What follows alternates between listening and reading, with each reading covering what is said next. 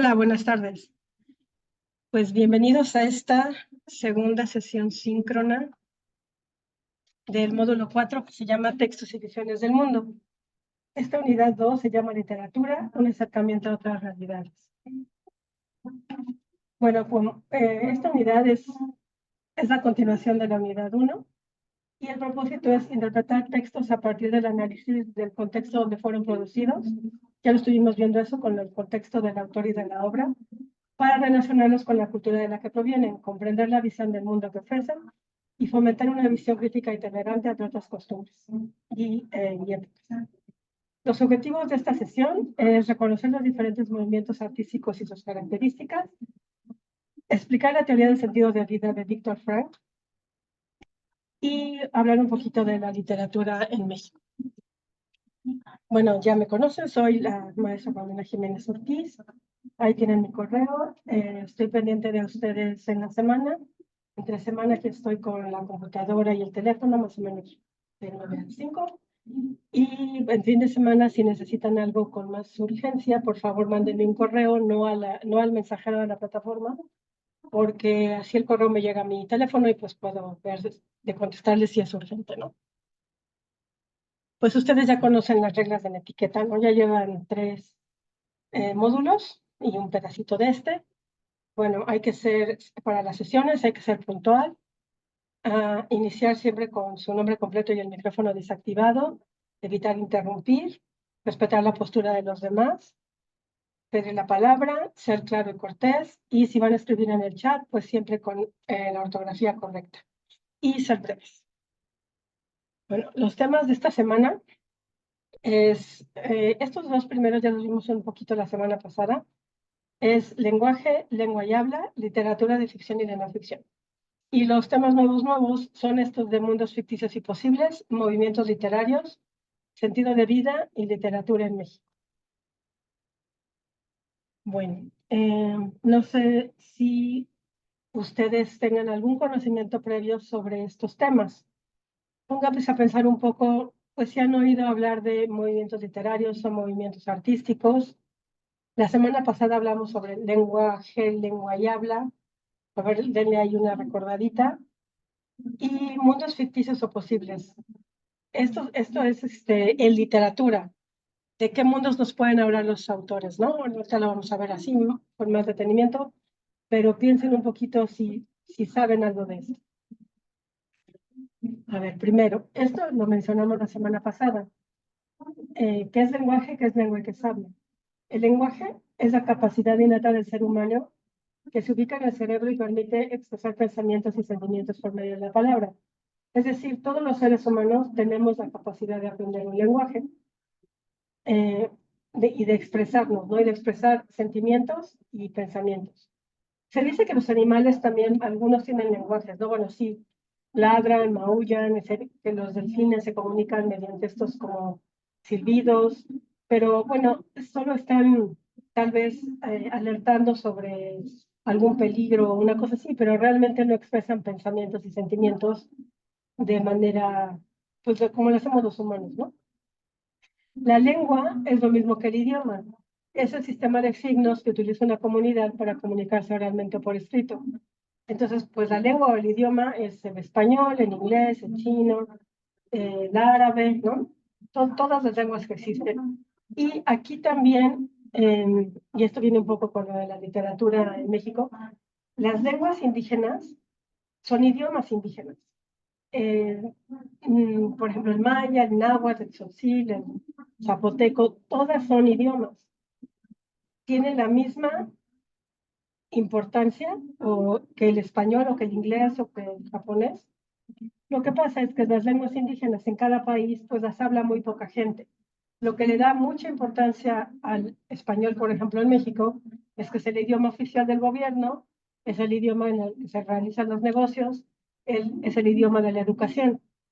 No por eso es más o menos importante que cualquiera de las lenguas indígenas. Solamente es la cantidad de personas que la hablan, ¿no? Pues 130 millones de mexicanos hablamos español y las lenguas indígenas pues solo unos miles, ¿no? Pero no por eso son menos importantes. Y el habla es la manera de expresión de un determinado grupo social o profesional que sus hablantes usan como miembros de ese grupo. También es, por ejemplo, aunque en México todos hablamos español, la manera el habla del norte no es la misma que el habla del centro o la del sur, ¿no? Tienen una pronunciación diferente, un tonito diferente, mismo usan palabras diferentes. En un mismo país, ¿no? Se usan palabras diferentes para nombrar diferentes cosas. Todos nos entendemos, pero sí hay diferencias, ¿no? Bueno, y el lenguaje literario y el lenguaje coloquial o cotidiano, pues ese ya también lo vimos la semana pasada. El lenguaje coloquial o cotidiano es el que utilizamos comúnmente y no tiene fines estéticos, solo comunicativos. Esto es el lenguaje de todos los días, así como les estoy hablando yo ahorita o como hablan ustedes con sus hijos, con su jefe, con su esposo, con sus amigos. Es el lenguaje de todos los días y no usamos palabras así muy rebuscadas ni muy elegantes. Ni buscamos crear belleza. Lo único que queremos es comunicar ideas, ¿no? O información. Y el lenguaje literario es el que usan los autores cuando quieren crear belleza en un texto, ya sea poesía, narración o una obra de teatro. Pretende agradar a los sentidos y echar a volar la imaginación, ¿no? Entonces, eso también creo que ya había quedado claro la semana pasada. Ahora, esto sí es como un poco nuevo, literatura ficción, de ficción y de no ficción. La literatura de no ficción es un escrito que se acerca al mundo verdadero cuando se describe, más o menos, la realidad concreta o histórica en la que se desarrollan los sucesos del texto. Un relato de no ficción puede ser una biografía, las memorias de alguien, un ensayo sobre, no sé, sobre algún invento, ¿no? Eso no es ficción, realmente sucedió. Claro que como el autor quiere que también se oiga bonito, pues puede usar un lenguaje más literario, ¿no? También puede ser una novela histórica, por ejemplo, que hable de la Primera Guerra Mundial y todos los sucesos históricos pues están ahí, ¿no? Como fueron pasando y la realidad y los cuentan tal cual. Que la batalla esta, que el general aquel, que así, ¿no? Y bueno, ahí en una novela histórica puede también haber, no sé, una historia de amor, ¿no? Entre dos personas que realmente no hayan existido, pero pues es para darle ahí un giro más comercial al texto, ¿no? Y la literatura de ficción es una construcción que hace el autor partiendo de la realidad. Tiene elementos de semejanza, pero no es la realidad. Puede ser desde exactamente una novela romántica, en todos los personajes y los lugares sean inventados.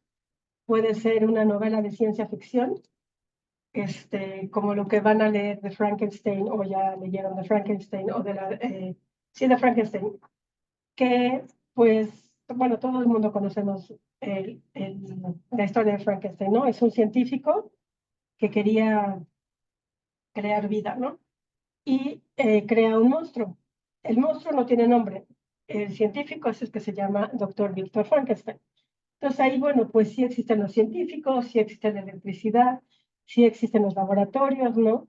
Sí existe pues la familia del doctor Frankenstein. Lo que no existe, pues es el monstruo y la manera de crear vida que hace él, ¿no? Entonces esta es ficción que, bueno, tiene parte de cosas reales, pero pues en realidad ni el monstruo existió, ni el doctor Frankenstein. Entonces, bueno, a ver, aquí tengo un videíto.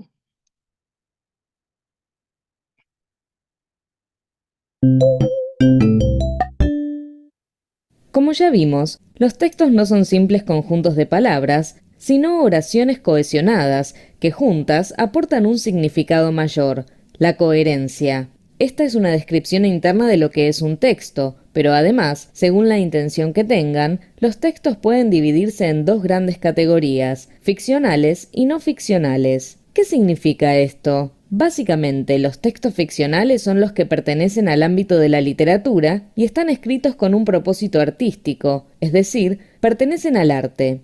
Se llaman ficcionales porque son una creación artística de cierto autor o autora. Pero, te preguntarás, ¿qué pasa si cuentan algo basado en la realidad? Por más que el hecho haya sucedido, lo que el autor hace es transformarlo en otra cosa, elige qué contar, cómo contarlo, cuánto contar. Toma una serie de decisiones que modifican la realidad y moldean un texto literario o ficcional. Los textos no ficcionales son aquellos que circulan en la vida cotidiana y no tienen una intención artística, sino de otro tipo: comunicar, informar, convencer. Ejemplos de ellos son las noticias, los manuales escolares o técnicos, los relatos de documentales, las recetas de cocina, los ensayos o textos de opinión. Como veremos en otras unidades, esta clasificación es importante porque las características de los textos ficcionales no son las mismas que las de los textos no ficcionales. Ok. A ver, seguimos. Bueno, esto es sobre, en cuanto a ficción y no ficción. Luego, para la actividad integradora, la primera, ay, perdón, les piden que hablen sobre los mundos ficticios y posibles en Frankenstein y en la debutante. Entonces, en la plataforma está esta tabla que habla precisamente de esto, de los tipos de mundos. Hay 7 mencionados ahí. El primero se llama realista o cotidiano, y ese pues es como lo del lenguaje cotidiano, ¿no? Lo de todos los días. Se apega a la realidad de cualquier persona con una descripción objetiva de los sujetos y personas y acontecimientos. A ver, permítanme porque creo que no se está viendo, porque se dejó de compartir. Perdón.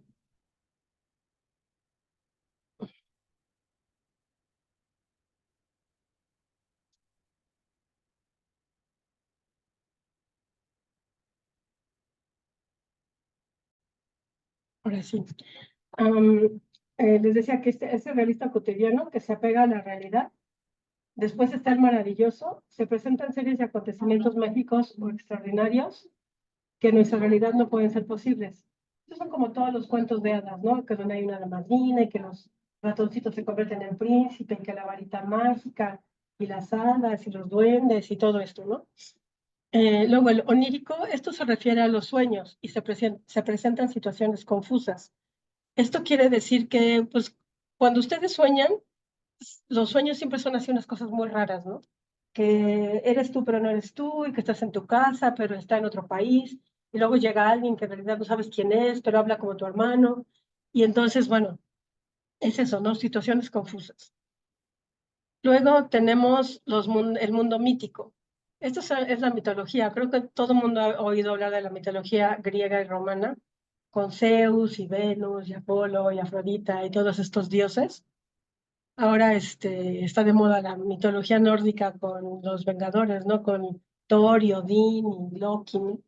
Este, todas las, todas las culturas antiguas tienen su propia mitología. Pues los mexicanos las tenemos, ¿no? Todas las mitologías azteca, maya, zapotecas, de todas, ¿no? Pues tenemos a Huitzilopochtli, y a Tlaloc, y a Coatlicue, y todos esos, ¿no? Y es que todas las culturas antiguas hace miles de años, cuando no sabían explicar los fenómenos naturales como las mareas, el trueno, los relámpagos, la lluvia, los eclipses, todo eso, pues lo hacían, inventaban sus dioses para explicarse eso, ¿no? Decían, pues el dios fulano lo hace, ¿no? Porque no tenían explicación científica. Las sirenas también, ¿no? Utópico hace referencia a lugares ideales perfectos. Una utopía es algo perfecto y pues nada en este mundo es perfecto, ¿no? Vivir en un mundo utópico sería que todos fueran felices, nadie se enfermara, todo el mundo tuviera dinero, todo el mundo tuviera trabajo, no hubiera guerras, todo el mundo feliz, ¿no? Pues eso es una utopía. Ciencia ficción, esta la tenemos como más conocida, porque dice, relata sucesos con una proyección hacia el futuro. Por eso Frankenstein es ciencia ficción, es género de ciencia ficción, porque el movimiento literario al que pertenece es romanticismo, ahorita la vamos a explicar. Porque en su tiempo, cuando lo hicieron en el siglo XIX, pues la electricidad era algo que no todo el mundo tenía, ¿no? Ni este tipo de laboratorios que nos cuenta la autora. Entonces es una proyección hacia el futuro en la que los avances científicos y tecnológicos se hacen presentes. Pues sí, todo este tipo de la guerra de las galaxias y Transformers, y todas estas cosas, ¿no? Y el realismo expresa características de una época histórica determinada, utiliza la descripción detallada para lograr una mayor credibilidad. Aquí, lo realista o cotidiano, que es el principio, el primero, perdón, es la realidad como la vemos. Y en el realismo es la realidad un poco exagerada, porque si en el realismo, el tipo de mundo realista, no sé, vemos una persona pobre, pues vemos a la persona pobre viviendo en una casita fea, eso diría, ¿no? Pero acá el realismo diría una persona sucia, maleducada, triste, que vive en una horrenda casa cayéndose a pedazos, eso es más realismo, ¿no? Entonces esa es la diferencia entre la verdad y la verdad un poco exagerada. Bueno, la realidad, ¿no? Un poco exagerada. Ok, bueno, esto es en cuanto a los mundos. También les van a pedir en este PowerPoint que van a hacer para la primera actividad integradora de esta semana, el contexto de la obra y del autor. Esto ya lo trabajamos la semana pasada con las 3 obras que leyeron. Y bueno, pero aquí va, una repasada. También ya se los corregí en sus tareas de la semana pasada, pero bueno. A ver, las obras literarias no son objetos aislados, nacen en un contexto de producción específico. Situaciones históricas, tendencias y movimientos artísticos, circunstancias de vida de los autores, épocas en que transcurren, sociedades en las que fueron escritas. Todo esto permite situar las obras en un contexto específico y permite a los lectores comprender mejor los contenidos, motivos, sentidos, etc. Es decir, un autor pudo haber nacido en 1900, ¿no? Por decir, 1900, pero escribió su obra en 1943. Entonces, en 1900, bueno, pues él nació en 1900 y creció, no sé qué. Pero en 1943 era la época de la Segunda Guerra Mundial. Entonces, todo ese tipo de cosas influyen en los artistas, bueno, en los autores, en cómo escriben y para qué escriben y por qué escriben, ¿no? Entonces, hay que estar atentos a cuándo lo escriben.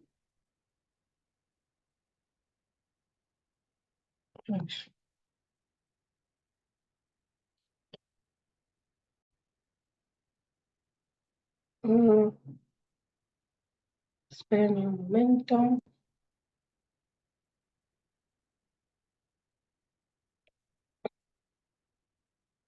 Bueno, este video habla sobre el contexto de producción. Contexto de producción.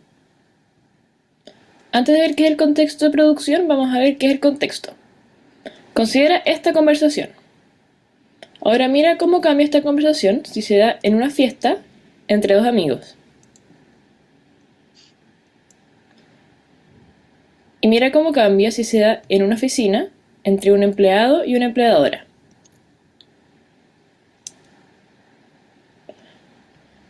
Tanto estar en la fiesta como estar en la oficina y ser amigos o ser empleado y empleador son el contexto. Entonces, el contexto es el conjunto de circunstancias que rodean un hecho. Y este contexto determina ese hecho. En este caso, el hecho es la conversación que se da entre dos personas. Así, cambia el buena, ¿cómo andáis? A el buenos días, ¿cómo está? Según si está en una oficina o una fiesta y se trata de amigos o de un empleado y un empleador. Ahora, el contexto de producción es el conjunto de circunstancias temporales, espaciales e históricas que determinan a una obra literaria, artística, musical, etc. Estas circunstancias se ven reflejadas en la obra misma. Entonces, el contexto de producción de una obra o las circunstancias en las cuales se crea pueden ser el momento de la historia en que se crea, el país, los sucesos históricos de ese país, el contexto social o cómo se ordena la sociedad, y las tendencias artísticas de ese momento. Todo esto constituye el contexto de producción de una obra. Vamos a ver un ejemplo con la obra de teatro El sí de las niñas, por Leandro Fernández de Moratín. Esta es la trama. Paquita, una joven de 16 años, es obligada por su madre a casarse con don Diego, un hombre de 59.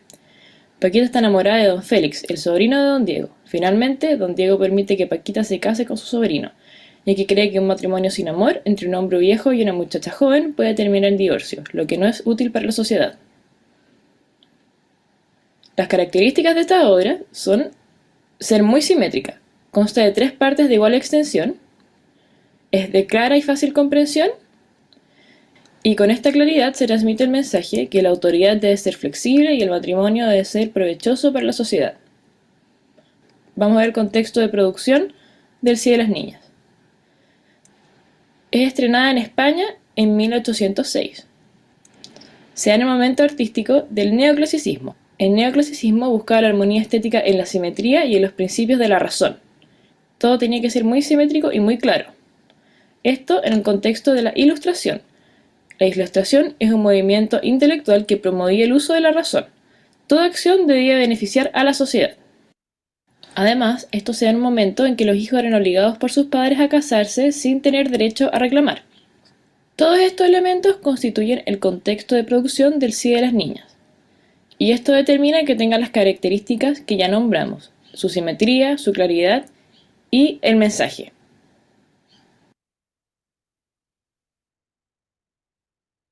Ok, Usted está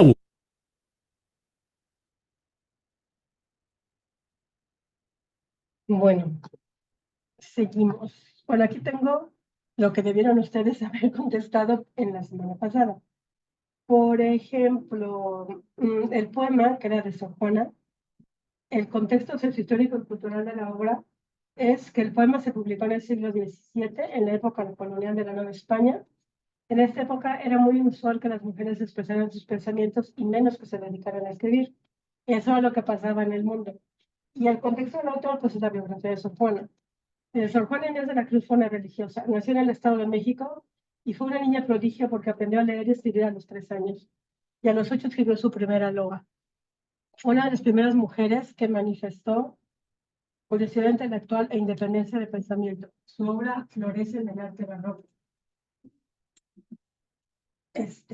Entonces, esto fue lo que tuvieron que haber hecho ustedes la semana pasada. Y es más o menos esto el ejemplo de lo que tienen que hacer ahora. Ok, ahora vamos a esto de los movimientos literarios. Esto es importante porque más allá de los movimientos literarios, son movimientos artísticos. Es decir, bueno, aquí le están hablando de movimientos literarios, pero lo que yo quiero que ustedes sepan es que también son movimientos artísticos. Hay 7 bellas artes ahora, pero las 6 bellas artes originales son literatura, escultura, pintura, arquitectura, música y danza. El 7º arte es el cine. Entonces, estas 6 bellas artes, todas tuvieron su época antigua, su época medieval, su época de la Edad Moderna y contemporánea, ¿no? Así como hay literatura antigua, también hubo arquitectura antigua o escultura antigua, ¿no? Entonces, no solo es movimiento literario, es movimientos artísticos. Y bueno, esta lista que está aquí es la misma que tienen ustedes en la plataforma y les voy a dar aquí algunos ejemplos, ¿no? Estamos en la literatura antigua, que también hay escultura antigua, clasicismo, ¿no? Esa es la época clásica del arte. Esa escultura es una escultura griega que se llama la Venus de Milo. Luego está la arquitectura medieval en este ejemplo. Esta es una columna hecha pues como entre el siglo V y el siglo XV. No es y es una cosa religiosa, ¿no? Es Cristo y algo está haciendo con el ciego o algo así. Ok. Después tenemos el Renacimiento. Yo creo que todo el mundo ha visto Yo creo que todo el mundo ha visto esta pintura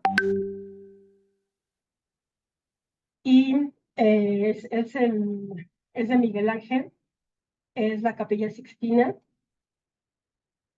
y pues en esta época más que nada todas las obras eran como religiosas, ¿no?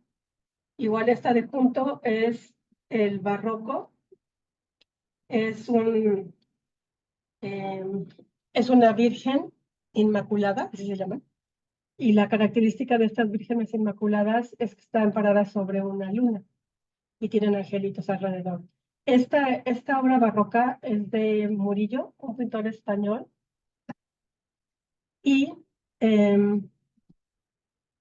este es un ejemplo de lo que los españoles, cuando la conquista aquí en México, trajeron de arte. Y entonces los pintores mexicanos trataban de copiar el arte de los españoles, pero no tenían la técnica. Si ven, aquí está esto como muy plano y acá se ve profundidad, ¿no? Como tercera dimensión.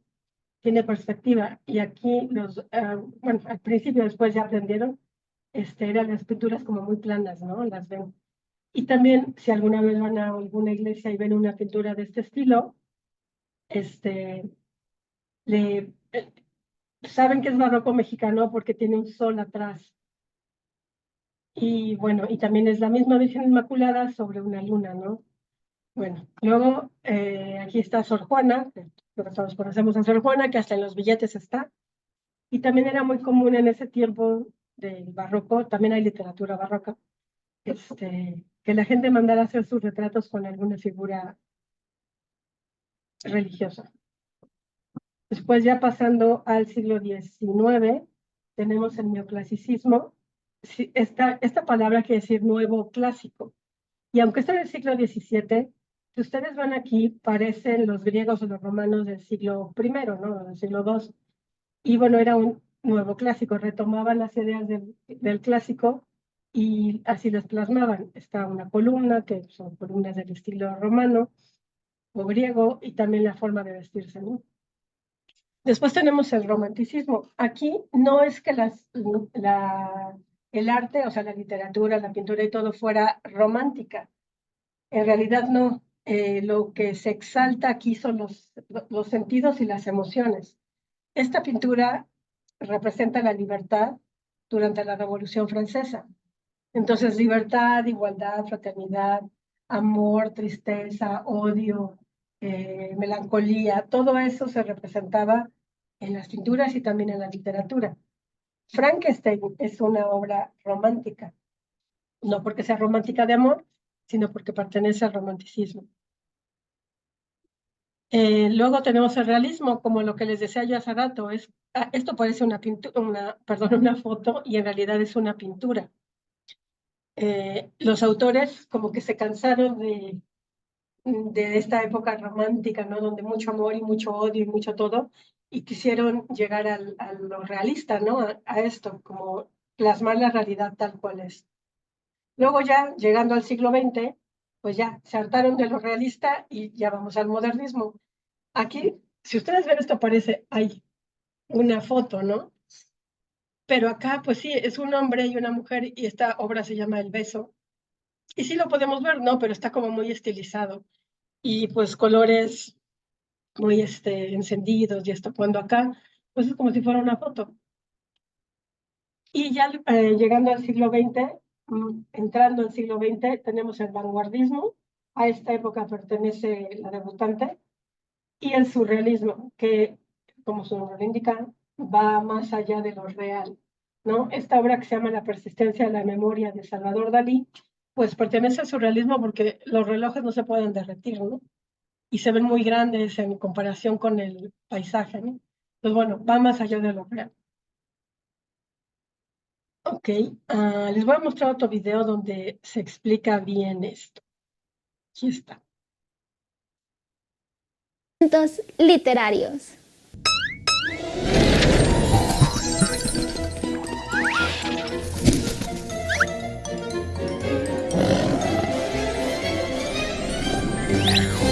No sé si les ha pasado que están interesados en algún tema y deciden investigar para comprenderlo al 100%.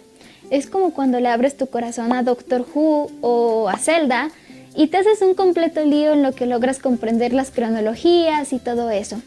Total, que algo así me ocurrió a mí con la literatura. Llegó un punto en el que todo era un completo caos en mi cabeza.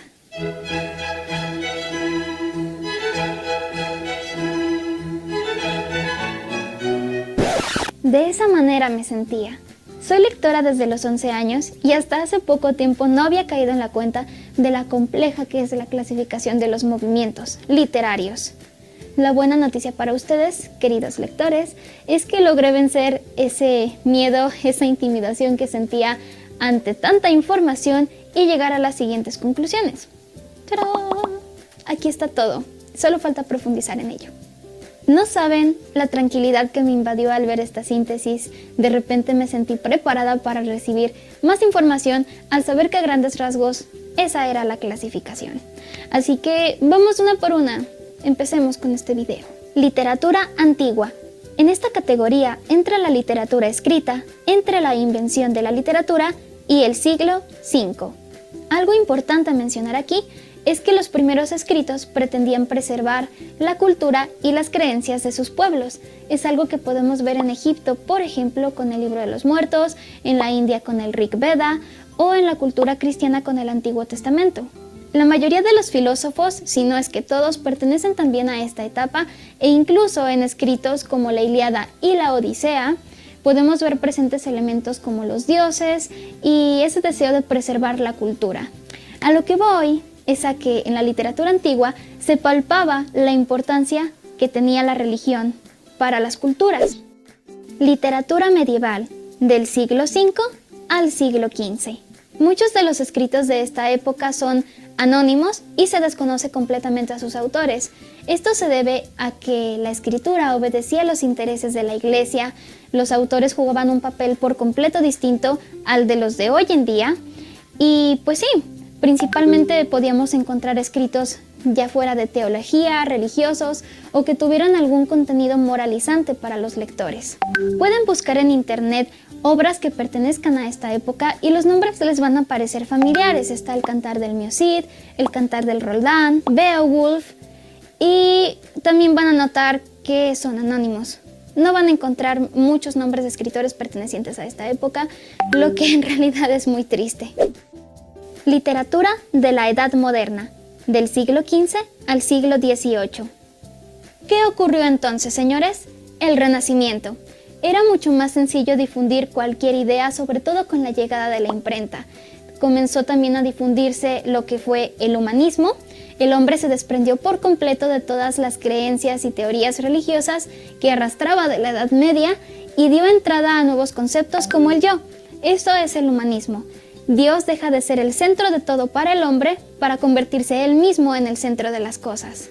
También ocurre que muchos temas que antes estaban prohibidos ahora estaban al alcance de las personas. Si antes, en la Edad Media, te quemaban por hereje y te mandaban a la hoguera, en la Edad Moderna como mínimo iban a escuchar tus ideas y ver si tenían algún sentido. Se consolida la novela y surgen escritores como lo fueron William Shakespeare y Dante Alighieri, que es autor de la Divina Comedia. Literatura contemporánea, del siglo XIX al siglo XXI. Dentro de la literatura contemporánea tenemos muchos movimientos literarios importantes.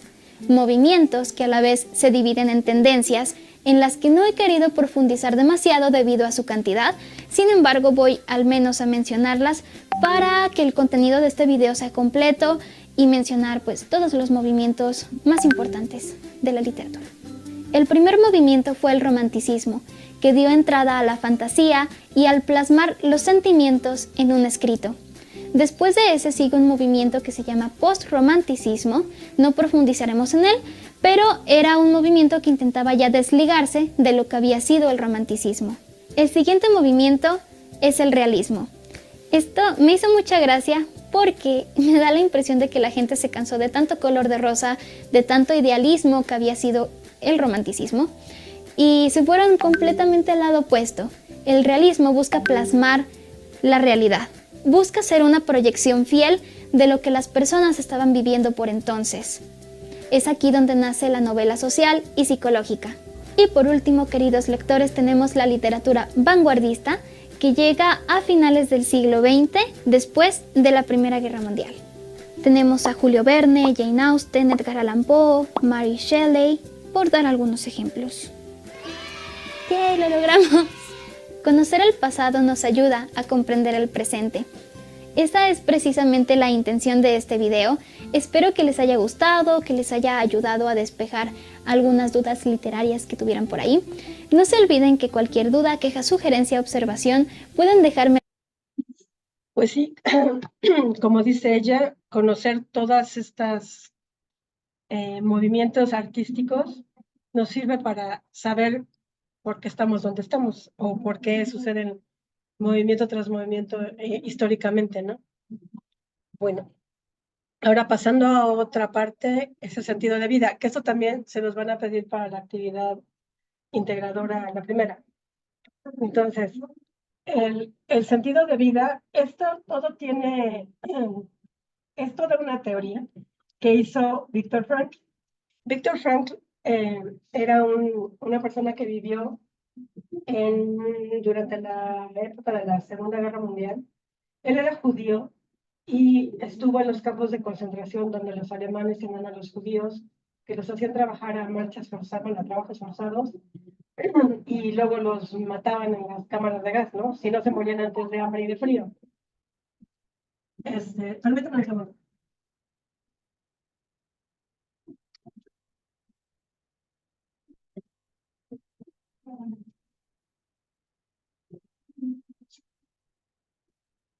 Perdón, estoy en la universidad y unos chicos aquí afuera estaban echando verdad.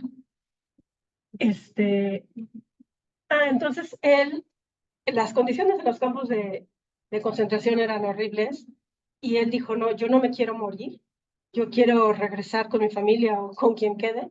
Y entonces dijo, bueno, tengo que encontrarle un sentido a este horror que estoy viviendo y un sentido de vida para no morirme, ¿no? Entonces, pues eso fue lo que hizo y su idea era, pues, ayudar a los demás ahí en el campo de concentración en lo que se pudiera, ¿no? Como él era psicólogo, pues ahí podía un poco terapear a la gente y ayudarles, y ese fue su sentido de vida en ese momento. El sentido de vida, pues va cambiando a lo largo de la vida, precisamente. Tal vez ahorita usted desea terminar la prepa, pues a lo mejor es porque quieren dar un ejemplo a sus hijos, porque se los están pidiendo para el trabajo, porque quieren estudiar una carrera. Entonces, ahorita es ese sentido de vida junto, a lo mejor con, bueno, pues llevar bien su familia, ¿no? A trabajar lo debido, etcétera, ¿no? A lo mejor ya después de que acaben la prepa, pues el sentido de vida será terminar la carrera o lograr esa promoción en el trabajo que necesitan, etcétera, ¿no? Bueno, les voy a enseñar aquí. Aquí dice que es el resumen del libro de Viktor Frankl, pero bueno, está en 5 minutos, es un resumen bien hecho, pero sí es muy cortito, ¿no? En medio de circunstancias desesperantes, donde la fatalidad y el desaliento contaminan la mente y el espíritu, se puede encontrar las fuerzas y la vitalidad para soportar y salir adelante cuando el mundo parece que se te cae encima. ¿Qué sentido tiene la vida humana? ¿Hacia dónde se dirige? ¿En qué reside la felicidad? En este video traemos la experiencia de Viktor Frankl, prisionero en 4 campos de concentración nazis durante la Segunda Guerra Mundial, narrada en su libro El hombre en busca de sentido. Viktor Frankl fue uno de los cientos de miles de prisioneros del régimen nazi confinados a varios campos de concentración durante la Segunda Guerra Mundial, solo por el hecho de pertenecer a otra raza, pensar distinto o no comulgar con las ideas del gobierno de Hitler. Judíos, intelectuales, artistas, políticos, discapacitados, todos fueron tratados como enemigos del Estado o traidores a la patria y despojados de su libertad, sus bienes, su familia y su vida. Cuando los prisioneros llegaban al campo, entraban en un estado de shock. En los campos no solo los guardias nazis los sometían, humillaban y maltrataban. Esa tarea también era realizada por los capos, un grupo de prisioneros privilegiados y seleccionados por los nazis por su conducta brutal y egoísmo degenerado, capaces de cualquier bajeza contra sus semejantes con tal de mantener sus privilegios. La mayoría de estos capos, junto con los guardias nazis, se apoderaron de las pertenencias de los prisioneros, acumulando muchos bienes. Los prisioneros que no tenían condiciones para el trabajo forzado eran seleccionados y enviados de inmediato a la cámara de gas. De ellos solo quedaba el humo que ascendía por las chimeneas. Los otros debían desnudarse totalmente, solo podían conservar los zapatos. En ese momento Frankl descubrió que su única posesión real era la existencia desnuda. Lo desesperado de la situación les hacía pensar en el suicidio. pero algunos creían que no tenía ningún sentido suicidarse, ya que para todos los prisioneros las expectativas de vida eran muy escasas. Luego, con la vida en el campo surgía la apatía, una especie de muerte emocional y adormecimiento de los sentimientos que actuaba como mecanismo de defensa ante la injusticia, la crueldad y el horror. Al llegar al campo se experimentaba una añoranza sin límites de la casa y la familia, seguida de una repugnancia por toda la fealdad que les rodeaba, hielo, fango, excrementos. Dado el alto grado de desnutrición que padecían, se comía solo una vez, un pequeño trozo de pan y agua de sopa, aún teniendo que realizar trabajos durísimos. El deseo de conseguir alimento para saciar el hambre era el instinto más primitivo. En medio de toda esta barbarie, había prisioneros que sentían una profunda inquietud religiosa y que eran capaces de improvisar algún lugar para hacer una oración. Las personas que desarrollaban su sensibilidad espiritual resistieron mejor ante el horror. El doctor Frank y otros prisioneros se aferraban a la imagen de sus mujeres o de un hijo o de una persona que más amasen. Por eso dice, la verdad es que el amor es la meta última y más alta a la que puede aspirar el hombre, y la salvación del hombre está en el amor y a través del amor. En el campo también había cierto sentido del humor, aunque fuera su expresión más leve y solo durante unos escasos minutos. También en un campo de concentración es posible practicar el arte de vivir. Dice el doctor Frank, los que estuvimos en campos de concentración recordamos a los hombres que iban de barracón en barracón consolando a los demás, dándoles el último trozo de pan que les quedaba. Puede que fueran pocos en número, pero ofrecían pruebas suficientes de que al hombre se le puede arrebatar todo, salvo una cosa, la última de las libertades humanas, la elección de la actitud personal ante un conjunto de circunstancias para decidir su propio camino. El prisionero que perdía la fe en el futuro estaba condenado, se abandonaba, decaía y se convertía en sujeto del aniquilamiento físico y mental. Lo más difícil es la pregunta por el sentido de la vida. Tenemos que aprender por nosotros mismos y después enseñar a los desesperados que en realidad no importa que no esperemos nada de la vida. Lo importante es lo que la vida espera de nosotros. Frank se pregunta profesional y humanamente por la psicología de los guardias del campamento.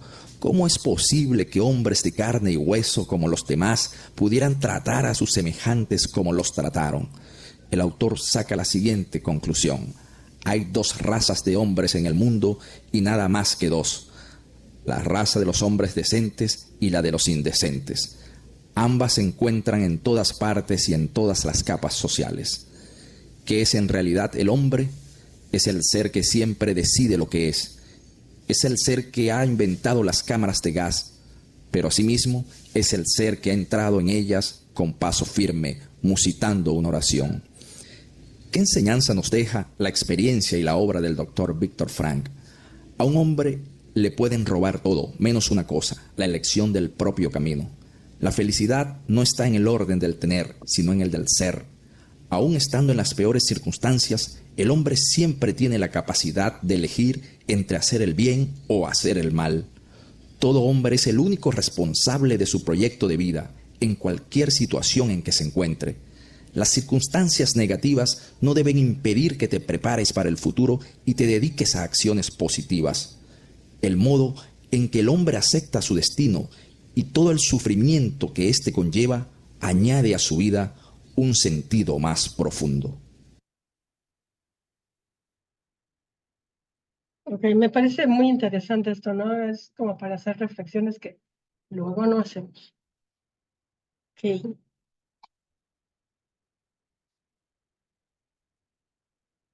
Bueno, esa es la actividad integradora 3. Esta es la explicación, textos y mundos posibles. Tienen que leer Frankenstein de Mary Shelley y la debutante de Leonora Carrington.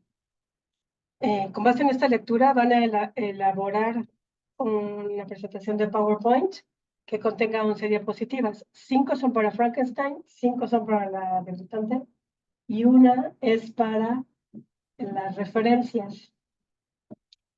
La información que deben poner en cada una de las diapositivas es la siguiente. Tus primeras impresiones de cada una de las lecturas. ¿Qué sintieron?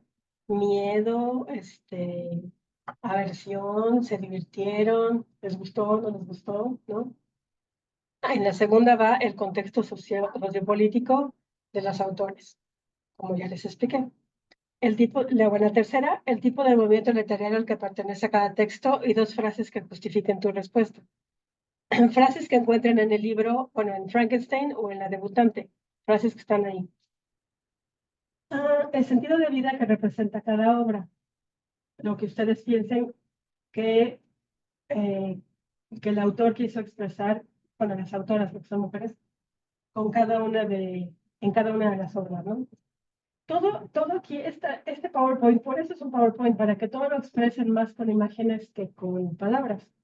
Dice un texto de 50 palabras. No crean que me pongo a contar las palabras, pero pues si está toda la diapositiva llena de palabras, pues bueno, las letras no son 50, ¿verdad? 50 palabras son como de aquí a acá. Bueno, y al final, reflexionar sobre la ficción y los mundos posibles que plantean las dos obras. Y al final, poner las referencias en formato APA. Esto de reflexionar sobre la ficción y los mundos posibles es los que les dije. Es el mundo de ciencia ficción, es el mundo maravilloso, es el mundo onírico. ¿De cuál mundo estamos hablando? Bueno, habla cada una de las obras y ponen una imagen. ¿Va? Bueno, también les quería enseñar que Leonora Carrington escribió, no solo escribía, también tiene obras de arte. Y hay un museo ahí, en San Luis Potosí que tiene obras de ella.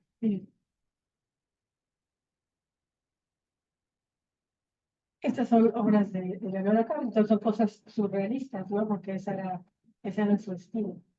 Esto les digo, está en San Luis Potosí. Aquí está Shibibit, la ciudad. Aquí hay más obras de ella.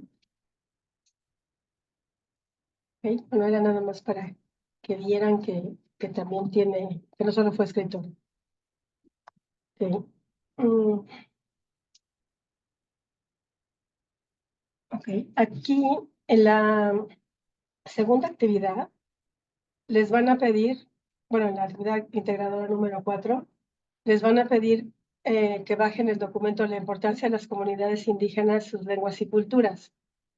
Y a propósito de esto, quiero comentarles que en México hay 68 lenguas nacionales, que al igual que el español son oficiales.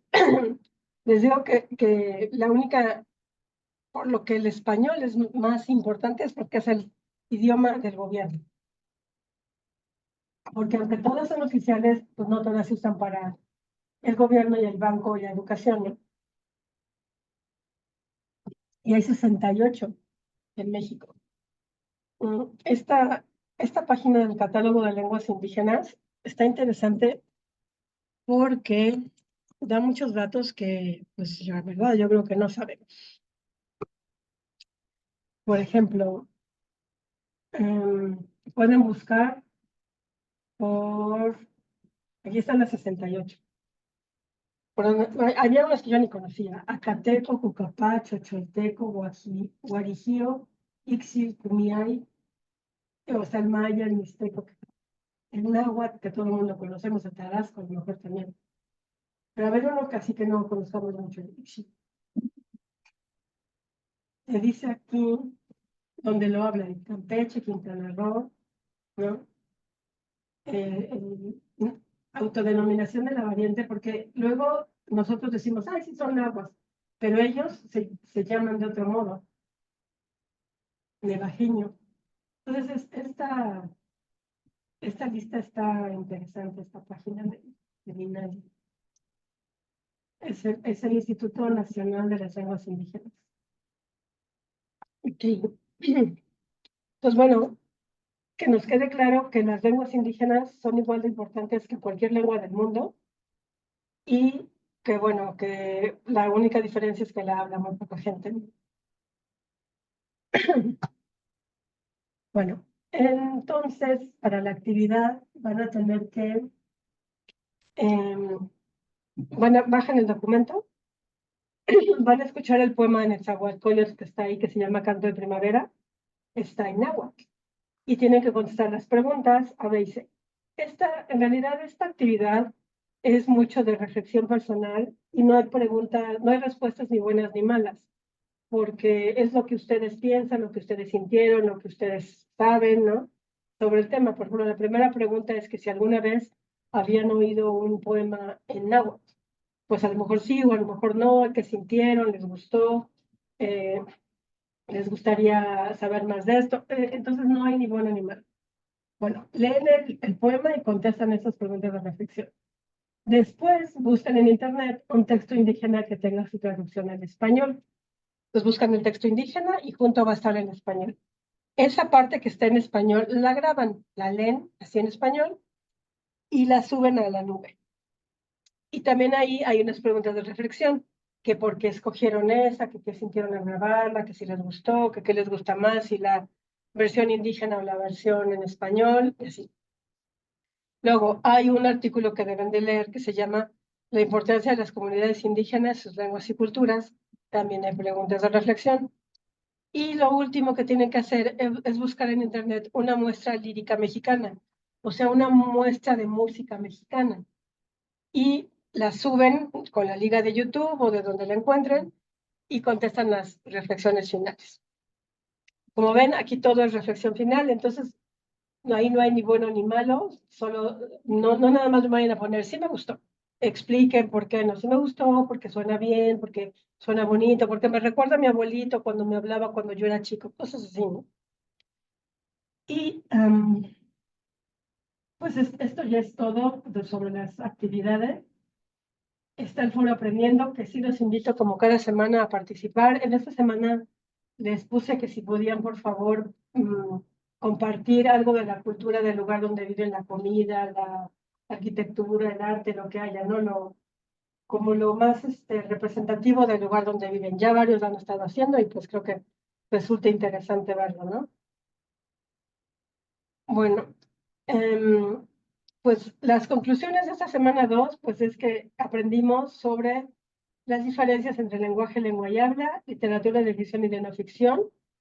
Me parece que estos temas son básicos para este módulo. Después hablamos sobre los mundos ficticios y posibles, que ya ven que son 11, y los van a usar para la actividad de Frankenstein y la debutante.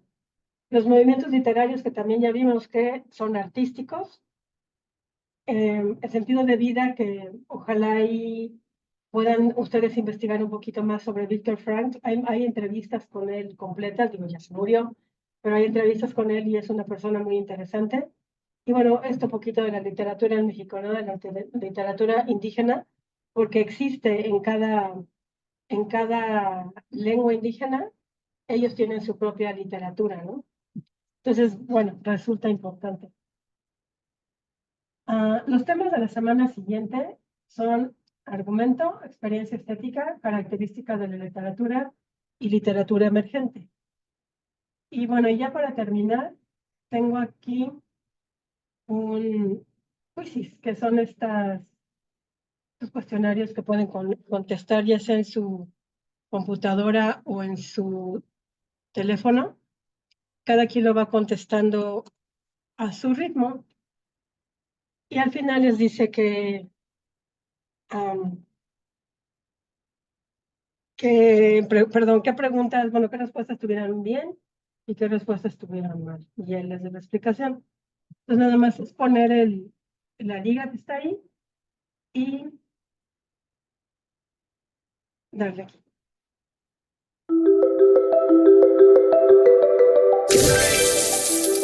Disculpad, voy a doblar ahí que aquí ya empezamos.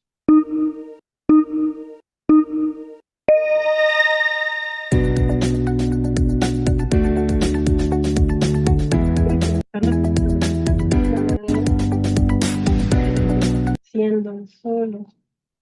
Entonces aquí.